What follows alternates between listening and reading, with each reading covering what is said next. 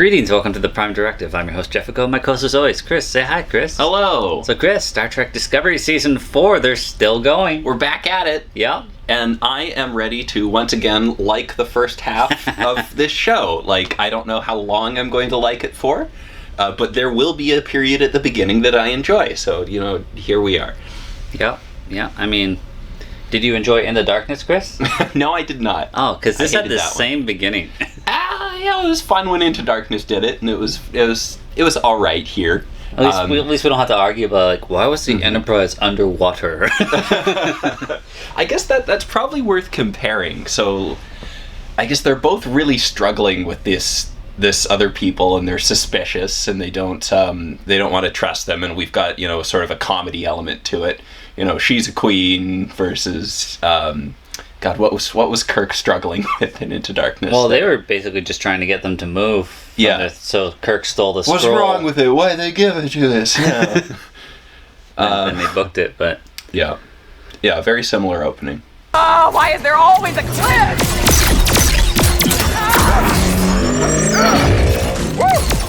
Why would you say carnivores are the butterfly people? They are not butterfly people.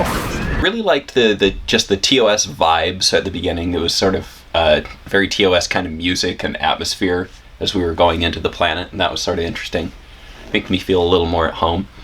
And I know we're not going to do it, but this is the kind of, like, this whole episode was smaller stakes. Like, the universe was not on fire yet, and that was nice.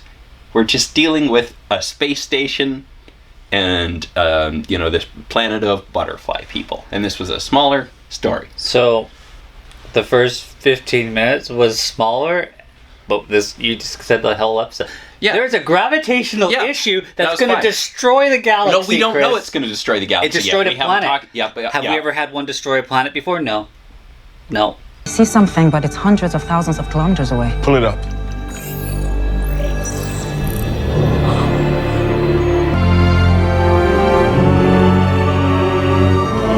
This is way smaller than normal Discovery. One planet at risk. Yeah. There are more coming. Chris. I know there are. I know there's more coming. I saw the trailer, but without even guessing, this episode was small. Gravitational thing that is going to mess the galaxy, and Burnham's going to have to save it. We know. This is Discovery. Big stakes. This is Discovery. Big stakes. Yes, it will be big stakes, but this episode was small, and that was nice. I think it set up the big stakes. Yes, it did. Yeah, so we know.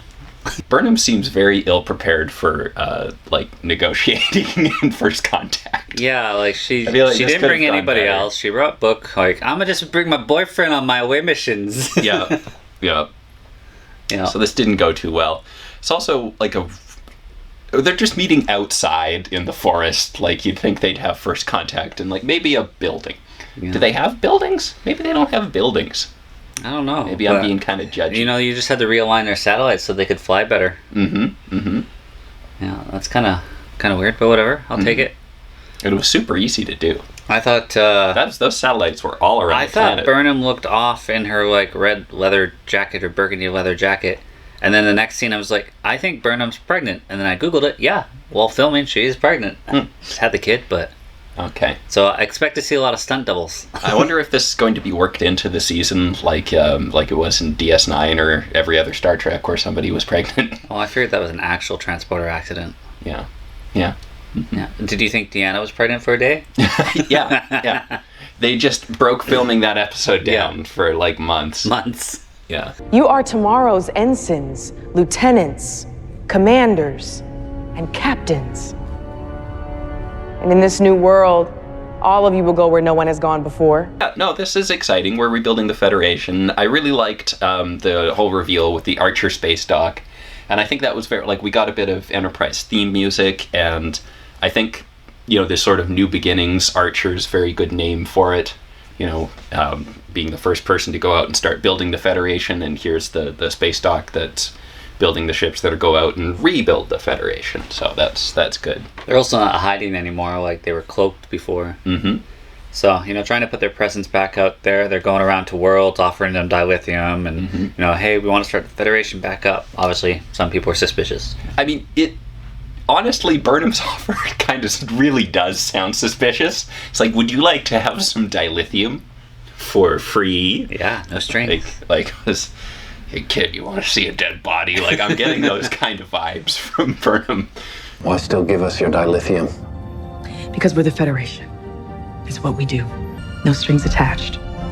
Gave a little speech there. We got a new Federation president, which was the chick from Romulus. And she's... or Vulcan. She's like part Cardassian, at least. I'm not sure exactly what her species was supposed to be.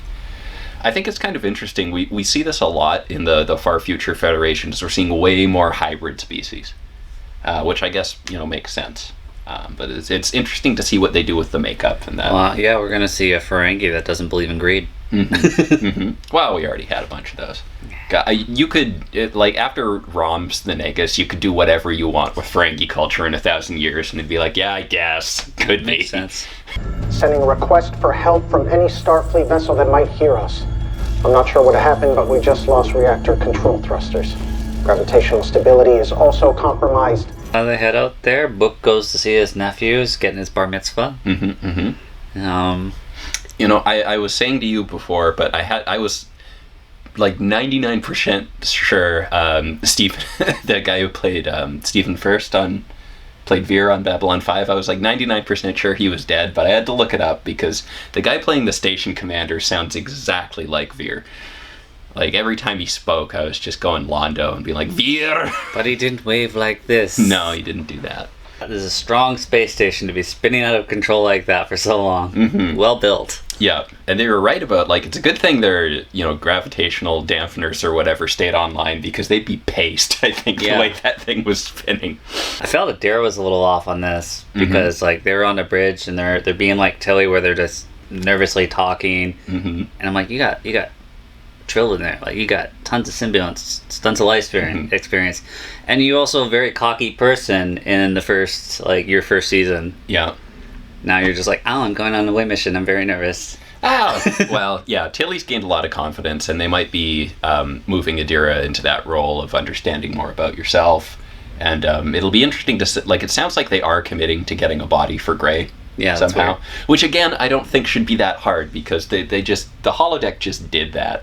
Yeah, advanced that's holodeck not even on an alien planet full of dilithium. Yeah, but that's established technology that the Federation. What about would have all the other access to. Symbionts? Don't they get holodecks? Don't they get bodies? No, because they're fully merged, so they don't need one. Adira's merging was borked, which is why we're in this situation. When I incorporate, How about get a body? and I start kicking ass doing my own stuff, I'd expect you to say the same thing to me. He's in a blue uniform. What's it called? We don't know who number one is. There is no number one. I'm not paying up yet. There is no number one. The show does not care. it literally called Nielsen my girl, commander, but not like she's the first officer. Yeah, we had one of the random communications guys was sitting in the chair. Yeah. I'm never going to figure out which one's Reese and which one's Bryce. I don't know. One of them is one of them, the other is the other. Reese is the Asian, Bryce is the other guy. Okay. See, I'm never going to... Hey, Chris, if you don't do your research, Discovery ain't going to help you with that. The show is not going to help you. But they're going on away missions. There's no first officer right now. Nobody would be like, no, they gave that to the Federation president. No, you don't go on away missions. Captains don't do that. Beam over. They have to shuttle out because they can't fix shit. Yeah. Burnham has to go on her little 5-pod mission for some drama. And then the show points out what we've always known, with the Federation president just berating Burnham, be like, oh, well, we were gonna I'm looking for candidates for the Voyager program of this new shit, but I don't think you're it. And be like, because you're not a good captain, because you won't do this, or you're not willing to sacrifice this. And she just lists reason after reason. Burnham's just like, but I saved the galaxy. All right, well, so did Luke Skywalker. This is Starfleet. Everyone saved the galaxy here. Yeah. I thought it was funny because it's everybody out there's just Burnham's kind of a crappy captain, and the show literally just did it for us. Yeah. There are things beyond your control. As captain, you mitigate that as much as possible. I can't mitigate life and death. This isn't the first time someone's told Burnham, dressed Burnham down. I think Admiral Vance did pretty much the same thing. But then the show proceeded to not care, and Burnham just kept doing Burnham things and get rewarded for it anyway. Yeah, that's the thing. She does her own thing, and then she basically gets rewarded because you saved the world. You saved this, you saved that. And it's just like, she still probably shouldn't be a captain. And honestly, at this point, like, if we didn't promote her to captain, there's no point in putting her as a first officer to be trained, because she's had several different captains to train her, and she's not learned. She'll always still do it her own way. Yeah. Honestly, so I totally agree with the Federation president's, like, analysis of Burnham. Commanding from a place of personal need places others in harm's way. Today, you were prepared to sacrifice the many to save the few. Everyone could have died. But they didn't. One day they might. Like, I don't know where the show's gonna take it, but you would expect someone who makes decisions this way to eventually cause a lot more problems than they solve. I thought she was almost going to say something childish, be like, no, I didn't. But by the same token, I think her attitude in this episode is pretty much what we would expect of a Federation captain. It's like, I'm not leaving my crew behind. I don't leave my crew behind. This is what we do. Like, this really reminded me of... Stargate? Never leave a man behind. Sure. But that one episode of TNG where they were doing, like, the battle simulation, and Data was playing Stratageddon, and the representative wants to run away when the Ferengi show up, and he's like, acceptable tactical losses, and Picard tells him to stuff it, and that's sort of what I was feeling here. I'm like, yeah, that's what we do here. We're here at your request. Right, but it's my station, my responsibility. Okay, but polyhedronic quantum data memory devices are kind of... Insanely tricky. And yes, I know what happens when they're not properly linked to the multi-phasic processing unit. What did Tilly and Adira do over there? That's true. They didn't...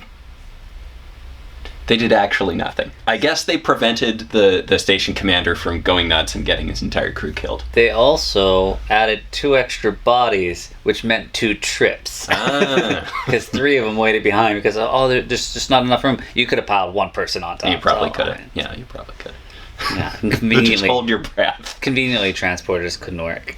Yeah, I wasn't sure why the transporters were out. I think they just said transporters were out. Yeah, plot convenience, like, that's why. Yeah. Also, it was kind of like, so what's hitting the shields and stuff is just like debris, just like ice methane debris. The guy's like, oh shit, there's debris out there, and then immediately it starts bashing the ship.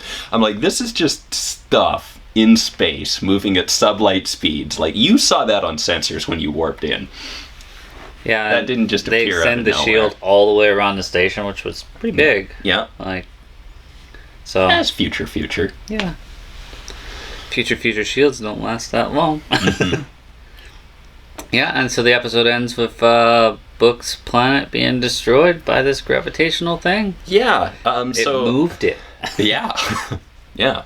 I mean, I guess that makes sense. There's just like a ridiculous amount of energy, like pretty much took the entire planet out. It walked the orbit. We want to think this is the typical Discovery where it's like a natural phenomenon. Mm-hmm. But it feels quite targeted when it's the planet we know, Quazon. Mm-hmm. So I feel like somebody attacked Book's planet intentionally. You think it's going to be malicious? Yeah. Okay. Yeah. Borg Queen times 3. I was interested to see what they were going to do with the fact that they were able to replicate the spore drive now that Book's people were capable of piloting the spore drive. So I guess this is how they got out of that. Discovery needs to be the special, unique ship there can only be one spore drive. So we've just killed everyone else who's capable of driving it. Well, I think Voyager's gonna have it. Is that what they said? Yeah, it sounded like they put it on Voyager. They said an experimental drive. Yeah. Well, it's gonna be spore drive-esque. We are developing some new technologies. A next-generation spore drive is among them, like the pathway drive prototype, has been moving forward nicely. Plans are to install it in Voyager for testing. Is Book the only one that wasn't on that planet? Maybe. I think they've dramatically reduced the amount of people. Yeah. I was honestly expecting the show to open up and be like, yeah, we've got all Book's people on our ships and we're bouncing around the universe, because that seemed to be what they were doing with the end of the last season. No. But no, they just killed them all. That's almost better, because the spore drive still annoys me. What do you think of Saru's story? Yeah, it seems interesting. I hope he comes back. We love Doug Jones. He does a great job. It seems like the kids, telling him to get back into it. Yeah. Well, yeah, you know what? I bet you that's the captain for Voyager. Oh, maybe. That'd be interesting. Because then we'll get kind of like an Excelsior Enterprise duo where they pop in every once in a while. Yeah. I mean, he hasn't missed an episode, so I don't think he's going to be a part-timer on the show. Okay. Yeah, all the ships and the stations we saw in this looked awesome. It'd be pretty cool to see have more regular time with like a future Voyager, because Saru's captaining. My heart is here, but yours can be here and out there. Balance is possible. I really would like a little more structure, though. I like it's the first officer. And do we know who the CMO is, Chris? Do we know? 4 seasons in, is it our guy, Wilson Cruz? No, it's definitely not him. I think it's the lady that we keep seeing. Okay. I think. We need one goddamn meeting. Just show me the meeting. Hey, with the department head. I'm forgetting this character's name, so I'll just keep saying Wilson Cruz. He lifted something off of the injured dead guy. Yeah, that looked heavy. I thought it looked heavy, and I was just like, are they admitting to his alien power because he's not actually human? Well, it was him and Tilly, right? Yeah. Yeah. I'm like, damn. I don't think you should be able to lift that. Yeah. Unless it's maybe it's future, extra strong, extra light material. That's the thing, you should, you've ignored it for ever since you did it, but he's not human. He was created in another universe. That's standard Star Trek, though. We spent most of Voyager with alternate reality goo Kim, and it doesn't matter. Help me! Hold on! Hold on! We almost got you!